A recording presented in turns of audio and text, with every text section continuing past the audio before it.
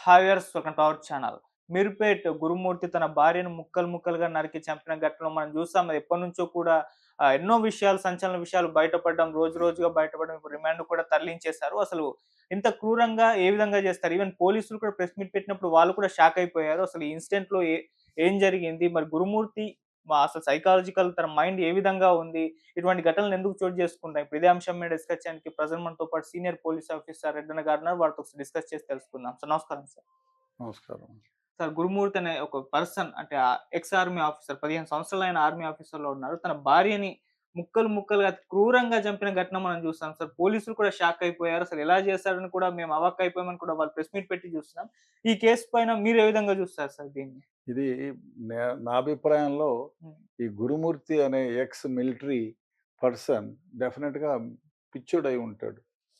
లేకపోతే వాడేదో ఇప్పుడు అంటే ఇన్వెస్టిగేషన్ ఆఫీసర్‌కి పూర్తిగా వివరాలు తెలిసి ఉంటాయి. మనమేదో పేపర్‌లలో, టీవీలలో చూసి చదువుకొని ఇదే కాబట్టి మనం నాకు తెలిసిందేమిటంటే ఈ గురుమూర్తి అనే వ్యక్తి వేరే అమ్మాయితోనో, ఎవరితోనో ఇల్లీగల్ అఫైర్ ఉంది. హ్మ్. సో, ఆ అమ్మాయిని పెళ్లి చేసుకోవాలనేటువంటి ఉద్దేశ్యంతో తన కట్టుకున్న భార్యని దాదాపు 8, 10 ఏళ్ళు వయసున్న కుమార్తె ఉంది. 13 సంవత్సరాల దాకా పెళ్ళయి ఉంది. ఒక కుమారుడు ఉన్నాడు. ఇటువంటి పరిస్థితుల్లో ఆహ్, త అమ్మ భార్యని కొట్టి చంపి ఆ! ఆ చంపిన దాన్ని ఏ విధంగా ఆనవాళ్ళు లేకుండా చేయాలని చెప్పి ఇది హైయెస్ట్ డేంజరస్ వెపన్ ఈ స్మార్ట్ ఫోన్. నువ్వు ఏ విధంగా చంపాలా చెప్తుంది. ఏ విధంగా డిస్ట్రాయల్ చేయాలా మీకు ఐడియా ఇస్తుంది. లేదు పైనుంచి ఏ విధంగా దూకి చావాలా అనేట్టు చెప్తుంది. చావడానికి ఏ మార్గాలు ఉన్నాయో కూడా తెలిసి చెప్తుంది విత్ ఎగ్జాంపుల్స్. కానీ ఇదే ఫోను బాగుపడడానికి మీరు ఎగ్జామ్ రాస్తే ఏ క్వెషన్‌లు బాగు చేసుకోవడానికి ఇలా అనేక విషయాలు నా ఇంట్లో ఈ లీకేజ్ అయితాంది ఏ విధంగా అన్నిటికీ సమాధానం వస్తుంది. కానీ ఇది బంగారు కత్తి. అంటే బంగారు 2 వైపులా పదునున్న కత్తి. దీంతో గొంతు కోసుకోవచ్చు, ఎదుటివాడు గొంతు కోయొచ్చు, మంచి కూరగాయలు తరుక్కోవచ్చు, మనకు కావాల్సినటువంటి అన్ని సదుపాయాలు కూడా దీంతో చేసుకోవచ్చు. కూరగాయలు తరుక్కోవచ్చు, మంచి మంచి పనులు చేసుకోవచ్చు. సో, మనల్ని మనం ప్రొటెక్ట్ చేసుకోవడానికి కూడా ఉపయోగించుకోవచ్చు. ఈ స్మార్ట్ ఫోన్ ఆ విధంగా తయారైంది. ఈ గురుమూర్తి అనే వ్యక్తి ఇతర స్ ఒక స్త్రీతో ఇల్లీగల్ అఫైర్ పెట్టుకొని, అది ఇల్లీగల్ కాదులే. ఎందుకంటే పెళ్ళైన స్త్రీ గాని, పురుషుడు గాని తమకు నచ్చిన వ్యక్తితో 18 ఏళ్ళు నిండిన తర్వాత సహజీవనం చేయొచ్చు, స్నేహం చేయొచ్చు, సెక్షువల్ అఫైర్ కూడా నడుపుకోవచ్చు. చట్ట ప్రకారం 497 డిలీట్ చేశారు కాబట్టి so, it is not an offence. ఇది చట్ట ప్రకారం ఇది తప్పు కాదు. ఓకే. వాడు పెట్టుకున్నాడు. వాడు చావేదో వాడు చావాలి. ఈ అమ్మాయిని చంపడం, వాగ్వాదం చేసుకోవడం, పిల్లల్ని ముందుగానే ప్లాన్ ప్రకారం మరి ఇన్వెస్టిగేషన్‌లో తేలుతుంది ఇది లేక యథేచ్ఛగా వాళ్ళు ఏదో మామూలుగా పోయినారు. ఆ పండక్కో అనే రూపంతో వాళ్ళ తల్లిదండ్రుల ఇంటికి పంపించటం. వీడు భార్యతో గొడవ పడటం. గొడవ పడిన తర్వాత చంపేయటం. చంపిన శవాన్ని ఏం చేయాలని స్మార్ట్ ఫోన్‌లో ఉపయోగించి ఆ సినిమాలు మలయాళీ సినిమాలో ఏదో చూసి ఆ శవాన్ని ముక్కలు ముక్కలుగా కొట్టి ముక్కలు ముక్కలుగా కోసి బజారుకెళ్ళి తుండి తీసుకొని మరీ చిన్న ముక్కలు చేసి మరీ స్టవ్ ఒకటి తెచ్చి ఎముకలను కూడా ఇది చేసి దీన్నంతా ఎండబెట్టి చున్నం చేసి లెట్రిన్‌లలో పోసి ఆ మిగిలిన ఎముకల్ని తీసుకుపోయి మీరు ట్యాంక్‌లో పడేసి నిజంగా ఇంత క్రూరత్వం మనిషి ఒక భార్యతో ఇద్దరు పిల్లల్ని గాని 10, 12 సంవత్సరాలు ఆమెతో భాగస్వామ్యాన్ని, జీవితాన్ని పంచుకొని ఈ వెధవకి ఇంత కర్కోశమైనటువంటి ఆలోచన ఎట్లొస్తుంది? అసలు వింటుంటేనే జిగుప్సాకరంగా ఉంది. బహుశా ప్రపంచంలో ఇంత దారుణంగా చేసిన కేసులు ఎన్నున్నాయో నాకు తెలీదు గానీ, ఇది మాత్రం ప్రథమమేమో అనిపిస్తుంది. నిజంగానే పోలీసులకు గూడా అది గొప్ప ఛాలెంజ్. అయినా డెఫినిట్‌గా ఇటువంటి వాళ్ళని ఉరికంబం ఎక్కించాలి. ఇది నా అభిప్రాయం. ఎందుకంటే ఇంత దారుణం చేసిన వ్యక్తి ఇతని మెంటల్ స్టాటస్ ఏమిటంటే పిచ్చివాడు, ఉన్మాది. ఉన్మాది అయితే తప్ప ఈ విధంగా ఇంత దారుణంగా ఎవరు బిహేవ్ చేయరు.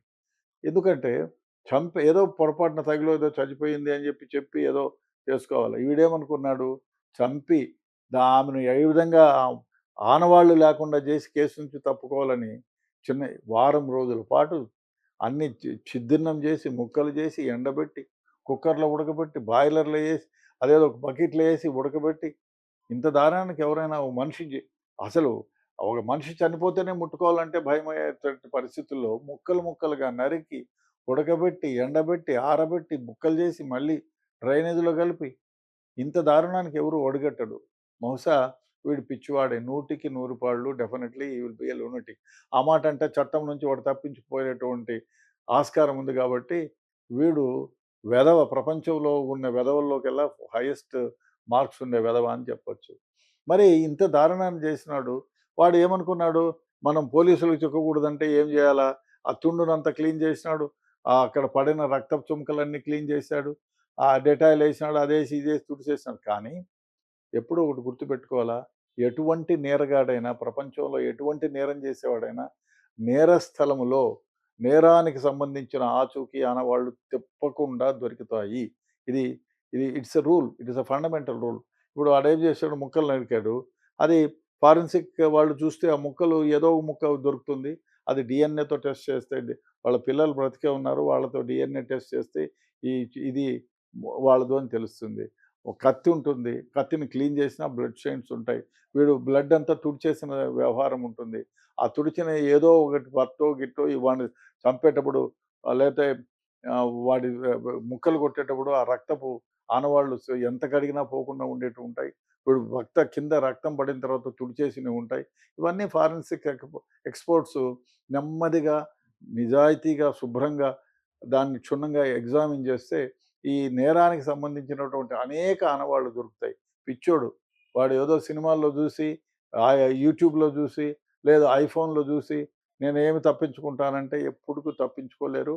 డెఫినిట్‌గా పోలీసులు కూడా ఇదొక ఛాలెంజ్‌గా తీసుకొని దీన్ని ఎగ్జామిన్ చేసి, శుభ్రంగా ఎవిడెన్స్ అంతా కలెక్ట్ చేసి, జ్యుడిషియరీకి సమర్పించి, ఇది ఏదైనా స్పీడ్ ట్రాక్ కోర్ట్‌లో పెట్టి, ఇతనికి దాదాపు ఒక 6 నెలల లోపలనే ఉరిశిక్ష వచ్చేటట్టు చేయగలిగితే, నిజంగానే ఇటువంటి ఆలోచన వేరే వాళ్ళకొచ్చినా ఈ ఉరిశిక్ష అనేది చూసి వాళ్ళకు అమ్మో! ఈ వద్దు, మనకి ఈ జీవితమే వద్దు. ఇటువంటి వెధవ పని ఆలోచనే తప్పు అనేటువంటి దాని నుంచి ఆలోచన తప్పు అనేటట్టు చేయగలగాలి. పోలీసులకి ఇది డెఫినిట్‌గా ఛాలెంజ్. ఎఫ్ఎస్ఎల్ డిపార్ట్మెంట్‌కి కూడా ఇది ఛాలెంజ్. డెఫినిట్‌గా వాళ్ళు అన్ని విధాల అన్ని ఎవిడెన్సెస్ సేకరించి సీసీ ఫుటేజ్‌లు గానివ్వండి, వాయిస్ రికార్డింగ్స్ కానీ, వీడికి ఆ అమ్మాయికి ఉన్న ఇల్లీగల్ అఫైర్స్ గానీ, వీడు వేరే వాళ్ళ ముందర మాట్లాడిన మాటలు గానీ, ఇవన్నీ సైంటిఫిక్ వే ఆఫ్ ఇన్వెస్టిగేషన్. ఆహ్, య అది గాకుండా వీడు మాట్లాడిన మాటలు ఎవ్రీథింగ్ అన్నీ రికార్డ్ చేసి, అవన్నీ తీసుకొనొచ్చి కోర్ట్‌లో ఫైల్ చేసి, ఛార్జ్ షీట్ వేసి, వీడిని త్వరితగతిగా ఉరికంబం ఎక్కించాలా? అది ఈ విధంగా జరిగి, ఇది ప్రపంచానికి ఎలక్ట్రానిక్ మీడియా, ప్రింట్ మీడియా చాటాలి. వీడు ఎన్నో విధాలుగా యాసిడ్‌లేసి, అదేసి, ఇదేసి క్లీన్ చేసి, ఎవిడెన్స్ లేకుండా క్లీన్ చేయాలనుకున్నా కూడా దొరికినాడు, ఉరికంబం ఎక్కినాడు అంటే, ఇంకోటి ఇటువంటి ఆలోచన రావడానికి కూడా భయపడతారు కాబట్టి, డెఫినిట్‌గా పోలీసు వారికి ఒకటే విజ్ఞప్తి. నేను కూడా డిపార్ట్మెంట్‌లో